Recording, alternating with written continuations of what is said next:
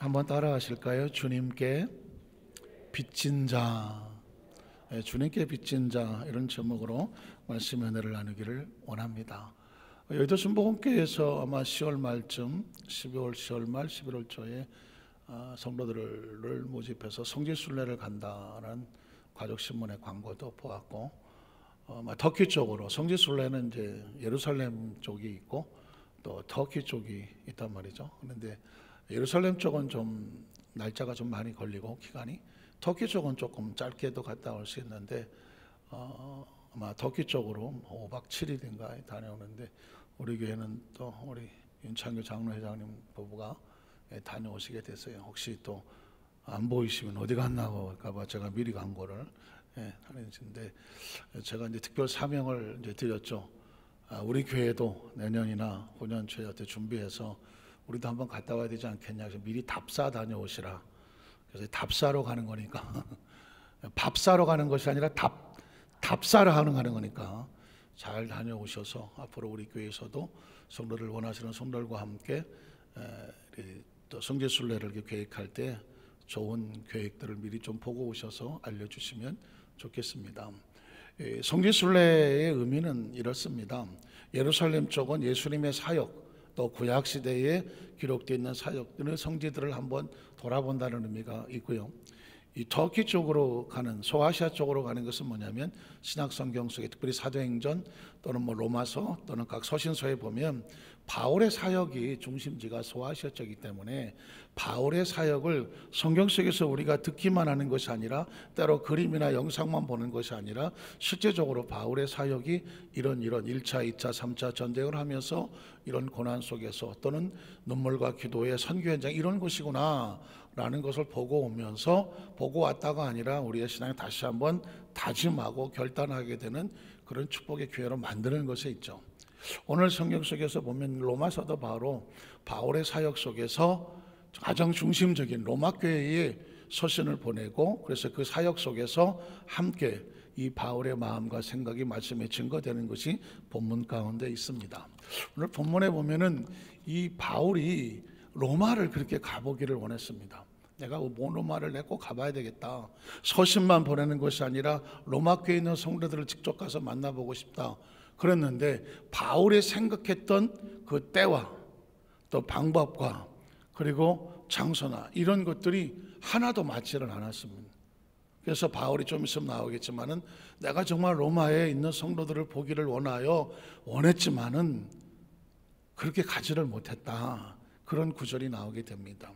그러면 우리는, 아니 왜 로마에 선교를 하러 가는데, 하나님의 복음을 들고 가는데 왜 바울이 원하는 때에 원하는 방법으로 바울이 자기가 정해서 하게 하시지 왜 하나님께서 막으셨을까? 막았다는 표현이 조금 조심스럽긴 하지만, 하나님은 하나님의 때가 따로 있는 것이죠. 하나님의 방법이 따로 있는 것이죠. 하나님의 시기가 따로 있는 것입니다. 이야기는 뭐냐면, 오늘 크리스찬들이, 또 사명자들이, 직분자들이, 또 하나님의 백성들이 난 좀 이렇게 했으면 좋겠다, 이때 이렇게 했으면 좋겠다, 이런 식이었으면 좋겠다라고 누구나 생각을 하게 되지 않겠습니까?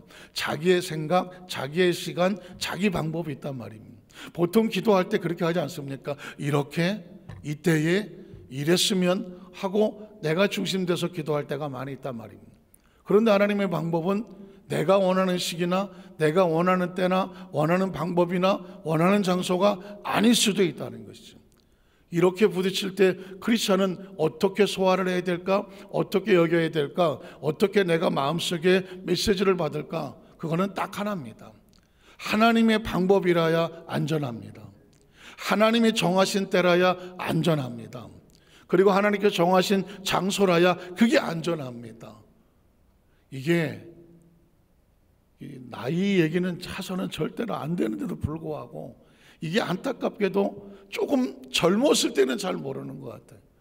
젊었을 때는 왜 이렇게 안 되나, 지금 왜 안 되나, 왜 이렇게 방법이 안 되나, 그래서 혈기방장해서 그랬을까요? 신앙생활을 하다가 여기서 무너지거나 때로 시험이 들거나, 에이 뭐 기도해도 소용이 없네, 내가 하나님 믿고 내가 봉사도 열심히 하는데 왜 나한테 이런 일이 생기고, 나는 이걸 원하는데 왜 나한테 이렇게 되지?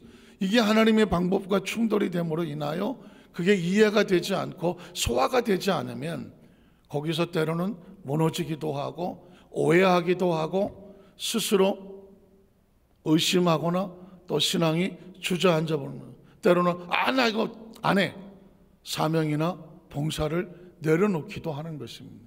과연 이런 문제는 우리의 삶 속에 끊임없이 부딪혀지는데 크리스천은 어떻게 하는가? 아까 결론부터 말씀드렸죠. 하나님의 방법이라야 된다. 하나님의 생각이어야 된다. 하나님께서 하시는 그 때라야 된다. 제가 아까 조금 나이 얘기를 했지만 세월이 연륜이라고 치죠. 세월이 좀 지나서 이렇게 돌이켜보면 나는 이 때를 원했지만 지금 생각하니까 그랬으면 위험했구나. 이게 옳았구나.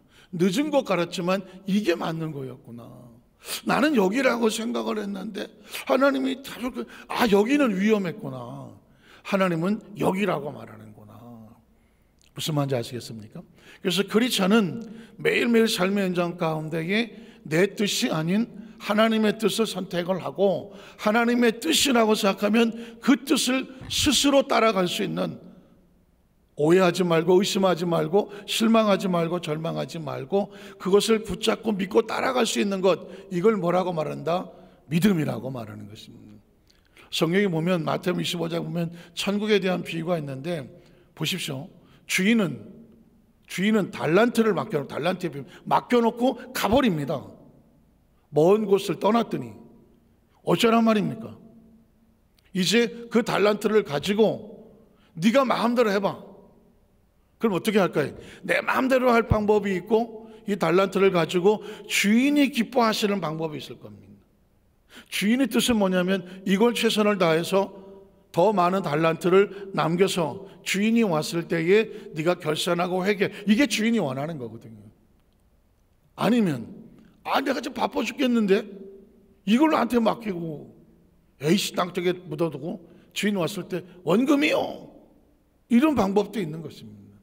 이건 내가 선택하는 거예요. 내가 더 열심히 땀 흘려서 달란트를 남겨서 주인 앞에 내놓을 것인가, 아니면 이런저런 핑계를 대서 그냥 땅속에 묻어두고 묻어두면 어디 가겠어? 묻어두고 나는 자기 일을 보고 열심히 하는 거죠. 나중에 주인이 왔을 때 여기 원금은 여기 있습니다 라고 내놓든지, 이건 누가 선택하는 거다? 내가 선택을 하는 겁니다. 신앙생활은 항상 하나님의 말씀을 분별하고 그 다음에 긴장된 삶을 사는 거죠. 어떤 긴장이냐? 하나님의 방법과 원하시는 그 때에 맞춰서 내가 잘 가고 있는지. 열처녀의 비유도 마찬가지입니다. 10명을 선택했습니다. 10명 다 처녀들이고 다 신부들입니다. 신부입니다. 신랑이 온다고 약속이 되어 있습니다. 그 다음에 신부 준비를 어떻게 할 것이냐? 이건 선택입니다. 내가 열심히 조금 더 일찍 일어나서 조금 더 늦게까지 부지런히 열심히 해서 등불도 항상 켜 있고 기름을 늘 꺼지지 않도록 또 채우고 이렇게 하는 신부가 있는가 하면, 아니 등불은 켜놨으니까 나중에 꺼지면 또 가서 사오지 뭐. 옛날 일이지만 세월이 좀 먹냐 이러면서 불 켜놓고 난 꺼지면 그때 가서 하겠다고 하는 사람들이 있는 거예요. 그러니까 선택은 스타일은 각자예요. 그러나 그 신랑이 도적같이 오기 때문에 언제 올지 모르기 때문에 이 불이 언제 꺼지느냐, 신랑이 왔을 때 준비되지 않는다고 하면 그때 뒤늦게 지나가서 후회한들, 성경은 말하기를 혼인잔치의 문은 닫혔더라 이렇게 말하고 있는 것이죠. 그러니까 우리는 이 하나님의 말씀 앞에서 어떤 생각이 중요하냐면 매 순간 우리가 말씀을 듣는 것은 하나님께서 우리에게 원하시는 것이 무엇인가, 이게 첫 번째 듣는 것이고, 두 번째, 그러면 나는 어떤 선택을 할 것인가. 제가 서두에 우리의 날수를 얘기했습니다. 날수 36,500, 5,400 이런 것들은 날수, 그 다음에 주일수, 이렇게 말씀을 드렸습니다.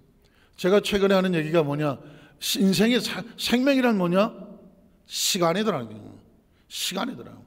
제가 아까 말씀한 36,500도 꽃감은 시간을 얘기한 겁니다. 5,400개 주일도 시간을 얘기한 겁니다. 인생은 시간입니다. 최근에 보니까 한 3번의 장례식을 인도를 하게 됐는데 최근에 장례식이 지금 좀 있었단 말이죠. 장례식은 시간이 타임아웃입니다. 각자의 삶에 타임아웃, 경기가 끝난 겁니다. 이미 이제 경기가 끝나면 남은 건 뭐밖에 없느냐? 결산밖에 없는 겁니다. 그러니까 지금 이미 끝난 사람에게는 설교가 필요가 없습니다. 이미 타임아웃 된 사람에게는 설교가 필요하지 않습니다. 이미 계산하는 겁니다. 누구에게 설교가 필요하고 메시지가 필요하냐? 아직 살아있는 사람에게 필요한 겁니다. 아직 시간이 주어진 사람에게 필요한 것입니다. 왜냐하면 그 시간 동안에 어떻게 그 36,500 그 시간 5,400개 주 시간 그걸 가지고 내가 열심히 땀 흘려서 주인의 말씀 안에서 어떤 달란트를 남기며 기름과 등불을 준비할 것인가, 이걸 끊임없이 경각하고 깨어있게 하라는 것이죠. 왜 똑같은 얘기를 막 뻔히 하는 얘기를 같은데 왜 목사님은 자꾸 똑같은 얘기를 할까? 못 알아들으니까 똑같은 얘기를 하는, 죄송한 얘기지만, 그러니까 뻔히 아는 얘기인 것 같지만 옆에서 한마디 툭 할 때 아 그러네. 저 요즘 저희 집사람한테 많이 배우고 있습니다. 옛날에는 제가 일방적으로 가르친 줄 알았더니 옆에서 뭐라고 한마디 툭툭 하는데 그러네.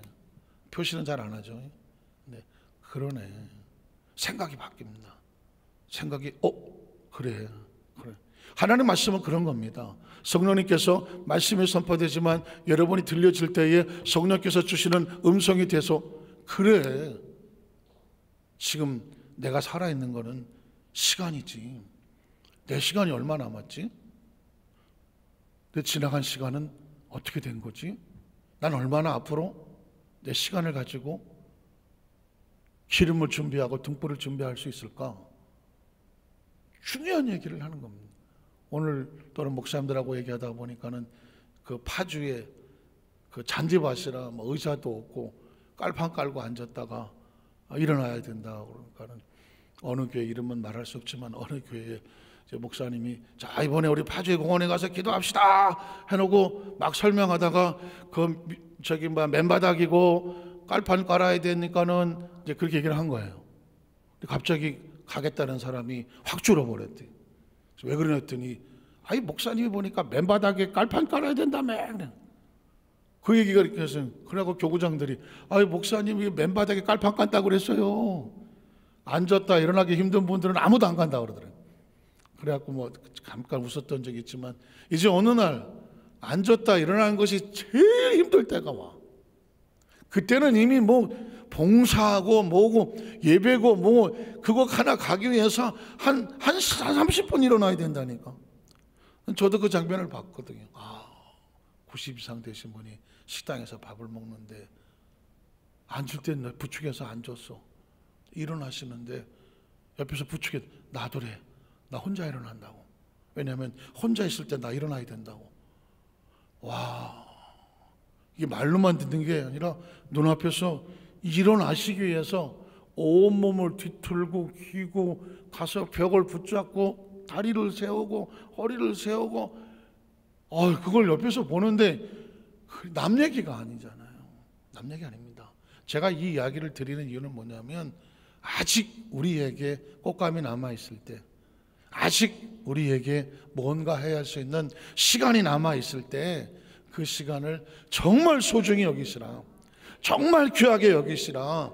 그 꽃감을 소중히 여기고 남은 날씨에 구멍 내지 말고 그 출석부에 도장 잘 찍으셔서 세월이 지난 다음에 허전하게 구멍 뻥뻥 뚫리는 거 보면서 내가 왜 저렇게 살았지, 뒤늦게 비어진 기름통을 보고 땅을 치지 마시라. 지금 우리가 함께 살아있으니까 이 이야기를 하는 겁니다. 왜냐하면 오늘 성경에 보니까 바울도 로마로 가기를 원하여 애를 쓰는 과정 가운데 비슷한 이야기가 나옵니다. 자, 오늘 성경으로 들어가겠습니다. 22절에 보니까 이렇게 말합니다. 그러므로 또한 내가 너희에게 로마 교회를 가려놓은 것이 여러 번 막혔다라고 말합니다. 그럼 여기서 여러 번 막혔다고 하면 하나님의 사람들이 사명으로의 직분을 연습하다가 막혔다고 하면 문제인가? 문제일 필요는 없습니다. 아까 말씀을 드렸죠. 하나님의 방법과 하나님의 뜻과 하나님의 시간이 그게 안전한 겁니다. 내가 가려고 했던 것이 막혔다고 해도 절망하지 마라. 그래서 바울은 막혔지만 그 다음 절에 보면 이제는 이 지방에 일할 것이 없고, 자, 여기에 시간은 끝났습니다. 그래서 다음 곳으로 이동하려고 합니다. 그 다음 절에 보면 또 여러 해 전부터 언제든지 서바나 스페인 쪽으로 갈 때에 너희에게 가기를 바라고 있어요. 여러 해 전부터 계속 로마 교회를 향하여 가기를 이 바울의 마음속에 소원하고 있었다는 것입니다. 그 다음 절에 보면 이는 지나가는 길에 너희를 보고 먼저 너희와 사귐으로, 그러니까 유럽으로 복음을 전하여 가는데 로마를 들렸다가 가고자 했다는 것입니다. 여기서 무슨 소리가 나오냐면 바울의 기쁨은 뭐냐? 성도와 함께 만나고 교제하는 코이노니아 들어보셨습니까? 성도의 기쁨은 성도입니다. 하나님의 백성의 기쁨은 하나님 백성이어야 돼요. 왜? 하나님이니까. 그래서 코이노니아는 뭐냐? 하나님의 자녀들이 하나님 안에서 예배하고 교제하고 봉사하고 헌신하고 이렇게 함께 우리가 아둥바둥하지만 때로 뭐 좀 시끌벅적하지만 지금 우리가 이렇게 살아 있어서 함께 이 공동체 안에서 함께 하나님 일을 하면서 봉사하고 예배하는 지금 이 시간이 세월이 지난 다음에 우리에게 가장 최고의 기쁨이었다는 사실을 아마 꼭 기억하시기를 주님의 이름으로 축복합니다. 이 기쁨도 아주 잠시입니다. 아주 잠시. 왜냐하면 세월이 지나면 역시 이것도 우리에게 잠시 주어져서 마무리할 때가 오기 때문입니다. 바울은 원했습니다. 로마 교회 성도들과 함께 만나서 코이노니아 하면서 기쁨을 갖고 그 다음 절에 보면 너희가 그리로 보내주기를 바랍니다. 자, 로마 교회를 가서 기쁨을 가지면 그 로마 교회에서 바울을 도와서 바울이 또다시 유럽이나 소아시아 쪽으로 복음을 전하러 갈 수 있도록 로마 교회 같이 도와주기를 원했다, 이런 마음입니다. 그래서 그 다음 절을 보면 그러나 이제는 내가 성도를 섬기는, 바울이 움직이는 것은 교회와 성도를 섬기는 일로 예루살렘에 간다. 그전에는 로마를 들렸다가 유럽으로 가려고 했었지만 이제는 목적지가 정해졌는데 어디로 가느냐? 예루살렘으로 가겠다. 로마가 아닌 예루살렘으로 가겠다. 근데 목적은 뭐냐? 그 성도를 섬기는 일로 예루살렘으로 간다. 자, 그 다음 절에 보면 이는 마게도냐와 아가야, 이건 유럽에 있는 것입니다. 마게도냐와 이제 그리스, 마게도냐면 그리스 쪽인데요. 아가야 사람들이 예루살렘 성도 중 가난한 자들을 위하여 기쁘게 얼마를, 연보란 말 오래간만에 듣죠. 이게 아마 번역하는 옛날 말씀, 연보. 나는 연보를 안다. 예, 상당히 오래됐습니다. 나는 연보란 처음 들어본다. 처음 들어보시죠. 예. 연보는 헌금이라는 것이다. 헌금. 왜냐하면 아주 옛날에, 아주 우리 어렸을 때에 교회 가서 연보 드린다 그래서 연보. 그 연보 제가 한문을 안 찾아봐서 제가 무슨 연자 쓰는지 잘 모르겠지만 어쨌든 그게 하나님 앞에 헌금을 드리는 건데, 주일 헌금을 드리는 건데 옛날에는 헌금이라고 그러지 않고 연보라고 그래서 연보. 아주 옛날 얘기죠. 그죠? 연보라고 그랬는데 아마 성경 번역이 그때 그 번역의 언어를 그냥 가지고 온 것 같아요. 요즘 젊은 사람한테 연보라 그러면 이게 무슨 말인지 단어도 생소하시겠습니다. 어쨌든 하나님 앞에 예물과 감사 예물을 했다는 것입니다. 그러니까 마게도냐와 아가야에 있는 이런 유럽 지역에 있는 그리스 이름 있는 사람들이 저 예루살렘에 있는 교회의 성도들의 가난한 자들을 위해서 특별 헌금을 기쁘게 준비했다는 것입니다. 그것을 바울에게 맡겼기 때문에 그 예물을 가지고 예루살렘 성도들에게 전달해 주러 가야 한다, 그 얘기를 하는 것입니다. 그래서 그 다음 절에 보면 그래서 저희가 기쁨으로 감사함으로 예루살렘 교회 성도들을 위해서 구제 헌금 같이 했지만 여기서 이런 얘기를 합니다. 그렇게 하게 된 것은 저희는 그들에게 뭐한 사다?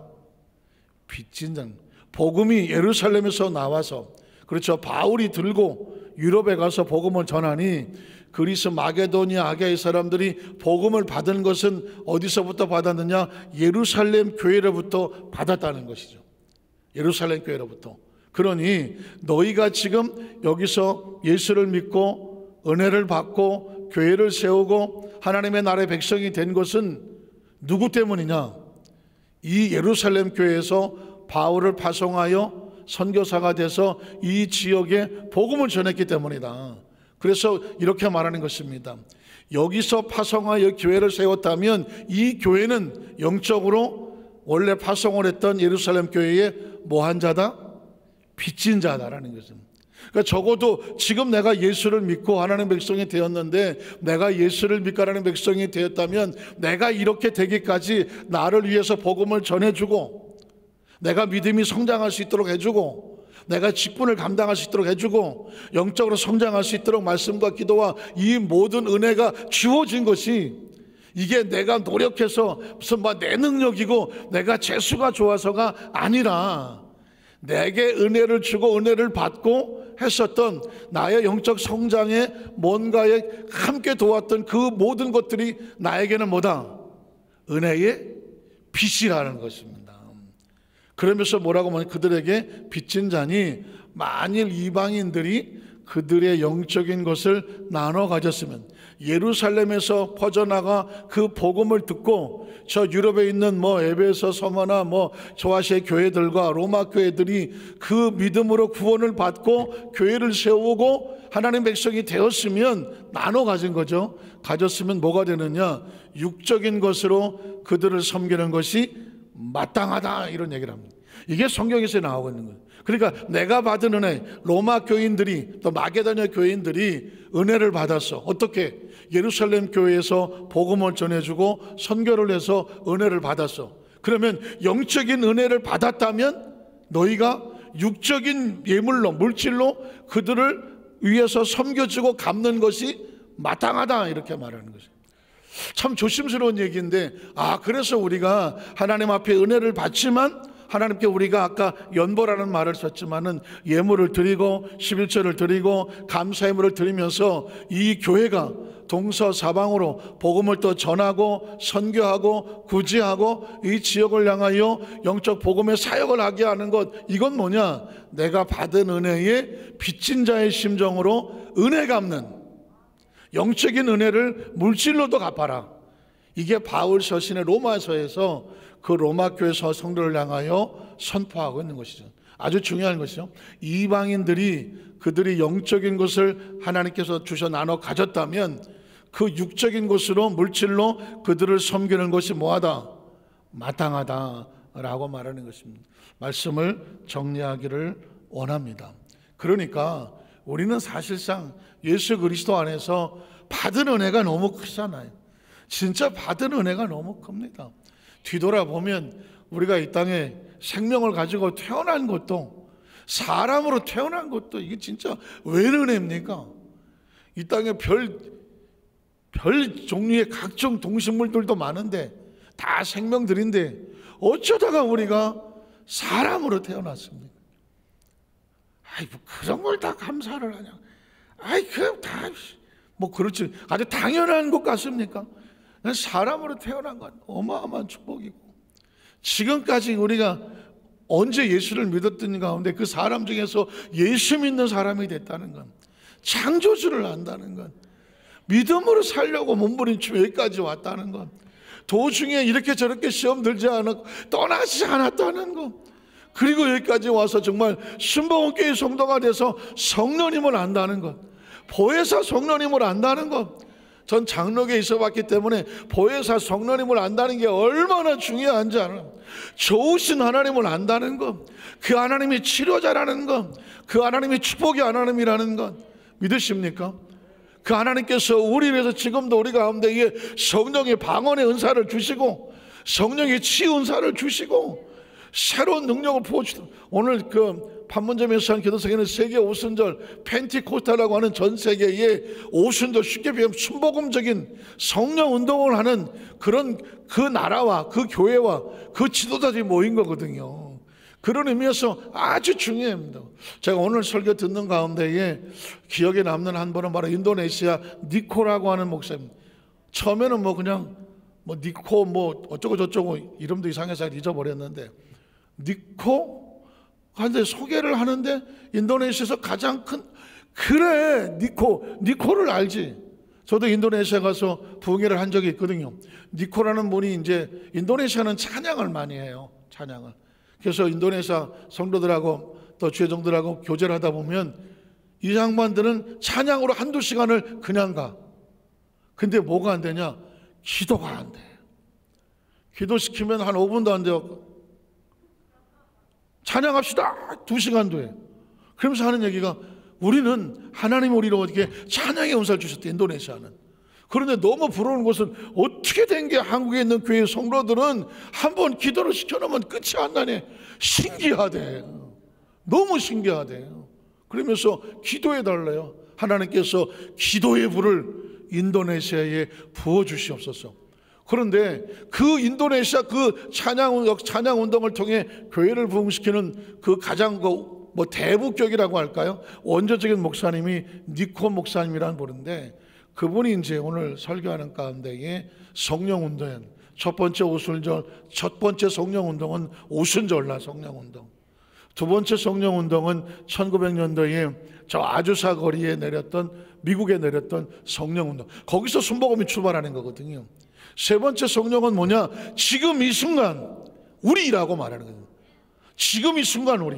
그래서 성령님은 그 1900년도로 끝난 것이 아니라 지금도 여전히 성령님을 인정하고 환영하고 모셔드리고 성령을 사모하고 성령님의 역사의 가운데 간절히 사모하는 사람들에게 성령님이 역사해 주신다.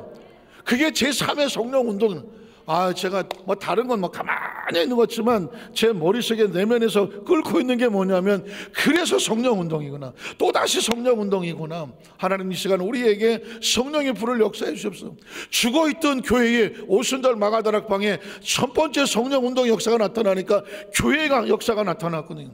그리고 저 유럽의 중세 이후에 시들어가던 기도에 1900년도에 그 미국에 성령의 아주사의 불이 떨어지고 나니까는 그 불의 역사가 전 세계 오순절로 역사, 그 불덩어리 하나가 대한민국으로 1950년도에 들어온 거거든요. 순복음 신학교가 1953년도에 생겼어. 미국 하나님의 성에서 세워놓고 성령의 불 받은 오순절에 있는 목회자들을 양성하기 시작한 거거든요. 그 불덩어리 하나가 대한민국에 떨어진 거거든요. 그 불덩어리가 여의도 순복음교회에 떨어지고 그 여의도 순복음교회 산하의 그 불덩어리들이 대한민국을 바꿔놓고 있는 거예요. 지금 전 세계의 모든 장감성 이런 교단들은 전체적으로 다 줄어가지만 우리 전 세계적인 통계를 보면 오순절 교당만 부흥하고 있습니다. 그럼 다시 말해서 성령의 역사만 움직이고 있다는 것이거든요. 오늘 누가 이 성령의 은혜를 사모합니까? 우리 받은 은혜를 잊지 아니하고 그 빚진 자의 심정으로, 주여 그러면 내가 이 은혜를 어떻게 갚을 수 있겠습니까? 내가 하나님 일을 하기를 원합니다. 나에게 성령의 능력을 부어주시옵소서. 예수의 제자들이라도 성령 받지 않으니까 그냥 피투성이야다. 아무리 화려하게 무슨 백그라운드 갖고서도 성령을 받지 않으면 1900년도까지 그 중세시대 이후에 교회는 피투성이로 신앙생활을 못하게 다 무너졌었습니다. 그런데 성령의 불이 떨어지면 전혀 새로운 역사가 나타나. 이 시대에 하나님께서 제3의 성령 운동은 바로 저와 여러분, 지금 우리가 이 빚진 자의 심령을 가지고 우리가 다시 재충만해서 하나님 앞에 그 영광으로 그 빛을 갚으며 하나님 앞에 나아가는 존재들이 되기를 원합니다. 그 마음에 소원이 생겨야 돼요. 빚진 자라는 단어가 좀 듣기 싫기는 해요. 무슨 빚이라 그러면 경기가 되잖아. 갚아야 될 것 같잖아. 그러나 하나님 앞에서는 빚진 자의 심정을 가져. 그럼 어떻게? 갚아야 될 거 아니야. 갚으려고 하면 간절해지지 않겠습니까? 내가 하나님의 은혜를 갚기 위해서 성령 충만하게 해 주시옵소서. 내가 이대로도 그냥 별일 없는데 성령 받아야 돼? 다시 재충만 받아야 돼? 옛날에 나 지구역장제 다 했는데, 그걸 간절함이 사라지면 성령의 역사가 없어요. 성령은 간절한 역사 가운데 있습니다. 그러니까 빚을 갚아야 된다고 하는 그 처절하고 간절한 마음으로 주여 내게 은혜를 부어주십시오. 다시 내가 이 빚을 갚기를 원합니다. 받은 은혜는 정말 태산과 같은데 나는 지금 무슨 빚을 갖고 있나? 성령의 은혜를 가지고 남은 꽃감을 가지고 빚을 갚아야 돼. 그래야 그 꽃감이 다 떨어지는 날 돌아서 보면 지나온 삶의 모습이 하나님 보시기에 잘하였구나, 착하고 충성된 종아. 그거 하려고 이 땅에 사는 거예요. 9988 233 99세까지 팔팔하게 살다가 2, 3일 아프다가 죽으려고 사는 게 아니라니까. 어차피 한번 태어났으면 가치 있고 하나님 앞에서 의미 있는 삶을 살아야 되잖아요. 그래야 하나님의 자녀 아니겠습니까? 오늘 이 빚진 자의 심정으로 다시 마음을 여미고, 그래 빚을 갚아야지. 내가 하나님 앞에 받은 은혜가 얼마인데 그리고 다시 그 은혜를 사모하는 마음으로 성령제 충만해서 남은 시간 동안 남들이 뭐라 그러든 하나님 앞에서 정말 결산해 내놓을 수 있는 작가가 충성된 우리 모두가 되시기를 주님의 이름으로 축원합니다. 기도하겠습니다. 하나님 아버지 감사합니다.